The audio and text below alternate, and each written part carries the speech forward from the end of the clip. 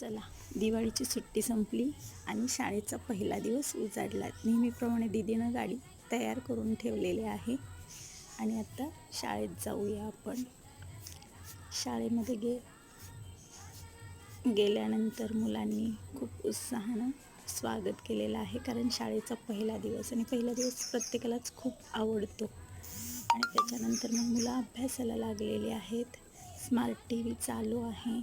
त्याच्यानंतर मुलं अभ्यास करतात, काहीजण गटात बसलेले आहेत. साहेबांची विजिट, दुपारचं जेवण, मुलांचे खेळ आणि आमचं पण लिखाणाचं काम चालू आहे, पेपर.